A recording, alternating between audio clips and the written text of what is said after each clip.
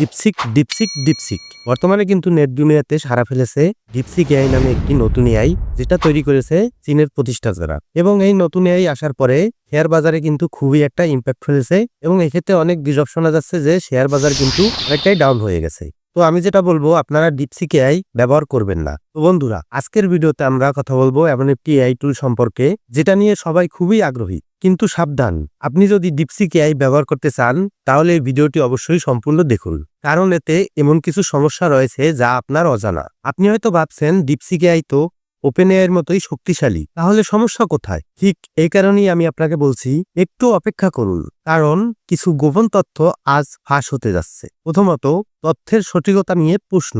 DeepSeek AI এর সব থেকে বড় সমস্যাগুলো হলো ডিপসিক এআই অনেক সময় ভুল বা অতিরঞ্জিত তথ্য প্রদান করে।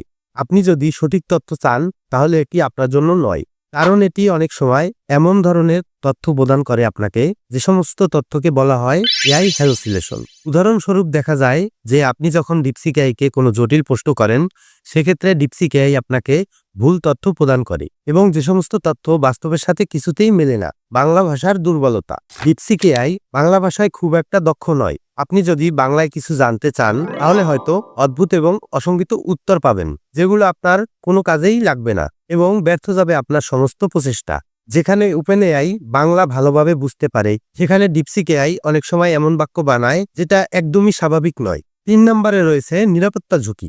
ডিপসিক এআই এর একটি বড় সমস্যা হলো ডাটা সিকিউরিটি। আপনার যে তথ্য আপনি এতে লিখছেন তা কোথায় সংরক্ষিত করা হচ্ছে? আপনার ব্যক্তিগত তথ্য কি নিরাপদ? কেউ জানে না। আপনি কি নিশ্চিত যে ডিপসিক এআই আপনার ব্যক্তিগত চ্যাট এবং তথ্য সংগ্রহ করছে না? তো এক্ষেত্রে আমি বলবো যে ডিপসিক এআই ব্যবহার করার থেকে না করাই ভালো। এই ডিপসিক এআই নিয়ে কিন্তু অনেক সমস্যায় পড়তে হতে পারে। তো এক্ষেত্রে আমি বলবো আপনি সাবধান হন, ডিপসিক এআই থেকে খুবই সাবধান হন। ডিপসিক এআই ব্যবহারে কিন্তু আপনার খুবই সমস্যা হতে পারে, আপনি কিন্তু অনেক বিপদেও পড়তে পারেন, এটা খেয়াল রাখবেন। এবারে আমি আপনাদের লাস্ট একটা কনক্লুশন বলবো, যেটা হলো উন্নত ফিচারের অভাব। আপনি যদি উন্নত ফিচার চান তাহলে ডিপসিক এআই আপনার জন্য নয়।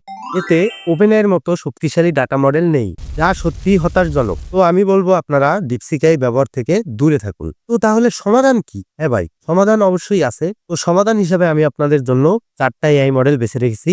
যেই 4টা এআই মডেল যদি আপনারা ইউজ করেন তাহলে আপনারা ডিপসিক এআই থেকে অবশ্যই ভালো কিছু আশা করবেন। 1 নম্বরে হচ্ছে আপনি জিমিনি বা চ্যাট জিপিটি ব্যবহার করতে পারেন।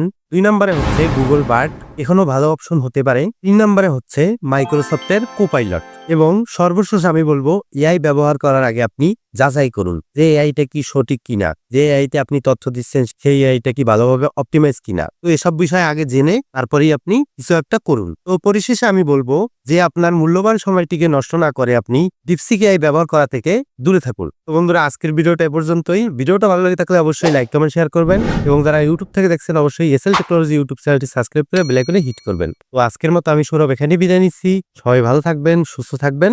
বাই।